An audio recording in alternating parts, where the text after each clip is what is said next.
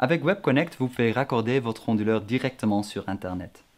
Pour les onduleurs Sonnyboy 1300, 1600 et 2100 TL, nous utilisons le WebConnect Piggyback. Pour utiliser le WebConnect Piggyback, il faut que l'onduleur soit sur la bonne version du firmware. Vous allez voir la version du firmware lors du démarrage, sur l'écran. Si la version du firmware est inférieure à 4.30, il faut remplacer la puce dans l'onduleur par une autre.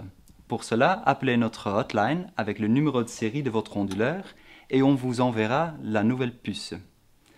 Pour placer la puce dans l'onduleur, il faut d'abord déconnecter le disjoncteur DC et enlever tous les câbles. Ensuite, on va enlever le capot de l'onduleur.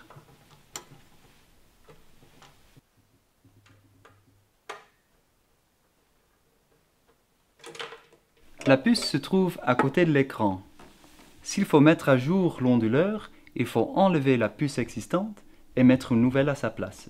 L'emballage du WebConnect Piggyback contient le piggyback en soi, les étiquettes avec les codes PIC et RID et le presse-étoupe, tout comme pour le module de données, mais avec un manchon supplémentaire en silicone de protection du câble. Le raccordement avec le routeur se fait avec un câble réseau normal dont on va couper le connecteur à l'une des extrémités. Dans le câble, il se trouve 8 brins, dont on va utiliser 4. Le blanc-vert, le vert, l'orange et le blanc-orange. On va couper les 4 autres brins. Ensuite, on va dénuder le câble à la hauteur du raccord avec le presse-étoupe, afin de réaliser un bon contact entre le boîtier métallique de l'onduleur et le blindage du câble.